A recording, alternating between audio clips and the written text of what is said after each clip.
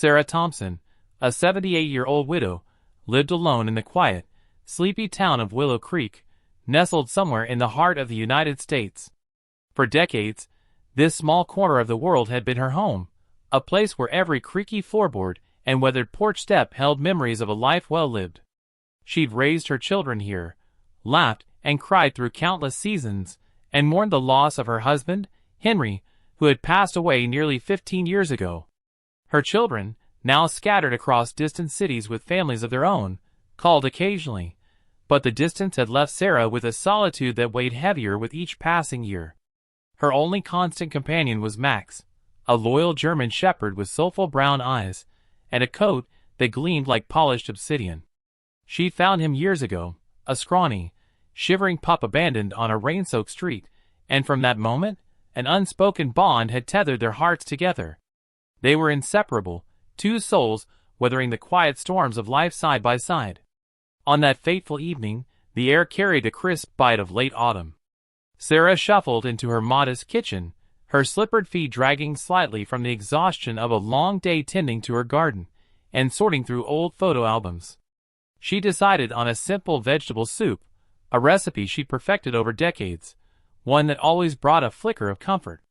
As the pot simmered on the stove, filling the room with the earthy aroma of carrots and thyme, she wandered into the living room and sank into her worn-out couch. The cushions sagged beneath her, embracing her like an old friend.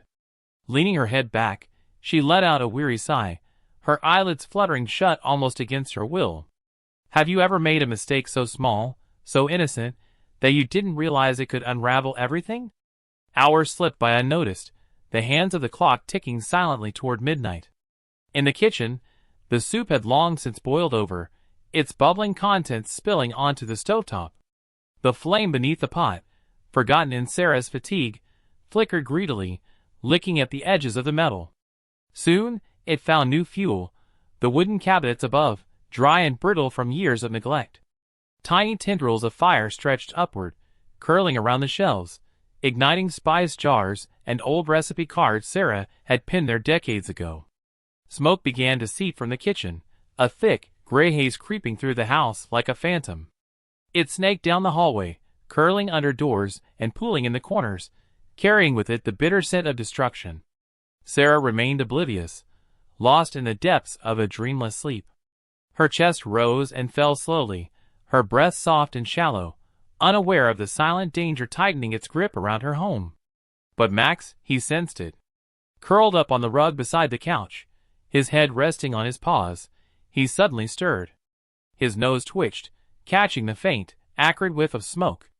His ears shot up, pivoting like radar, as he lifted his head, his gaze darting around the dimly lit room. Something was wrong, terribly wrong. A low growl rumbled in his throat as he sprang to his feet, his senses sharpening with an urgency that only instinct could ignite. Can an animal truly feel the weight of a moment like this? Can their instincts bridge the gap between life and death? Without hesitation, Max bounded toward the kitchen, his claws clicking against the hardwood floor. When he reached the doorway, his eyes widened. Reflections of orange and red danced across his dark fur. The flames had grown, a hungry beast now consuming the cabinets and clawing at the ceiling. Smoke billowed around him, stinging his eyes and nose, but he didn't falter. His heart pounded, not with fear, but with purpose. He turned on his heels and raced back to Sarah, his loyal mind fixed on one thing: saving her. Bursting into the living room, Max found Sarah still slumped on the couch, her frail form motionless beneath the weight of exhaustion. He barked, a sharp, piercing sound that shattered the eerie silence, but she didn't stir. Panic flickered in his chest as he leaped onto the couch beside her, his paws pressing urgently against her shoulders. He nudged her face with his damp nose, whining softly, his warm breath brushing her cheek. Still, her eyes remained closed, her body unresponsive to his pleas. The smoke was thicker now, curling into the room and wrapping around them like a suffocating shroud. Time was slipping away. Desperate, Max seized the edge of her blanket with his teeth, yanking it off her with a fierce tug. The sudden chill against her skin jolted Sarah awake at last. Her eyes fluttered open, bleary and confused, only to widen in horror as a violent cough racked her chest. The acrid stench of smoke flooded her senses, burning her throat and stinging her eyes. She blinked rapidly, her gaze landing on the ominous orange glow flickering against the walls, a reflection of the inferno, raging just beyond her sight. "Max!" she rasped, her voice trembling with fear and realization. But Max was already moving, his instincts honed to a razor's edge. He leaped down and latched onto the sleeve of her nightgown, his teeth gentle but firm, tugging her toward the edge of the couch. Sarah's heart thundered in her chest as she struggled to her feet, her legs weak and unsteady from age and shock. She clutched at the armrest, coughing harder now as the smoke clawed at her lungs. Max didn't let up. He pressed against her legs, guiding her toward the hallway, his body a steady anchor in the chaos. The heat was growing, a palpable wave rolling out from the kitchen, and the crackle of flames echoed like a sinister chorus. Sarah stumbled forward, her breath short and ragged, her slippers catching on the rug as she fought to keep up. Max stayed ahead of her, his ears flattened against his head, his eyes darting between her and the front door. When they reached it, he reared up on his hind legs, pawing frantically at the wood, his nails scratching against the surface as if willing it to open. With trembling hands, Sarah fumbled with the lock, her fingers clumsy and slick with sweat. The air was choking now, thick with ash and heat, and her vision blurred as tears streamed down her face. Finally, the latch gave way, and she shoved the door open, tumbling out into the frigid night air. Max darted after her, pressing close to her side, as she collapsed onto the frost-covered grass of the front yard. Behind them, the kitchen erupted in a roar of flames, the fire claiming the heart of her home with ruthless speed. Sarah lay there, gasping for breath, her hands clutching the damp earth as the cold stung her skin.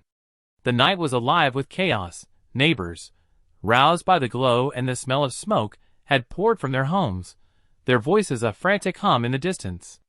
Someone had dialed 911, and soon the wail of sirens pierced the stillness, growing louder as red and blue lights flashed against the trees. Firefighters leaped from their trucks, their shouts cutting through the air as they unraveled hoses and charged toward the house. Water met flame in a hissing, steaming battle, the fire snarling as it was forced back. The kitchen was lost, its walls blackened and crumbling, but the blaze was contained before it could devour the rest of Sarah's world.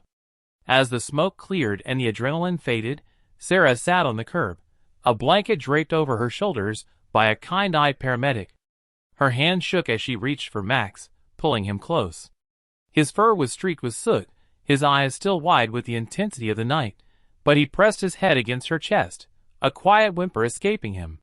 Tears welled in Sarah's eyes, spilling over as she buried her face in his fur. "You saved my life, Max," she whispered, her voice breaking with gratitude and awe. But a chilling question lingered in her mind. What if Max hadn't been there? What if she'd been truly alone? The next morning, as the sun rose over Willow Creek, the wreckage of Sarah's home stood as a stark reminder of the night's terror. The kitchen was a charred skeleton, the living room singed and waterlogged, but Sarah was alive, a miracle wrapped in fur and loyalty.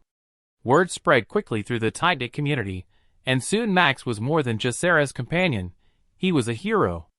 Neighbors brought treats and toys for him, children drew pictures of the brave dog who defied the flames, and the local paper ran a front-page story titled, "The Silent Cry of Fire, A Dog's Courage Saves the Day."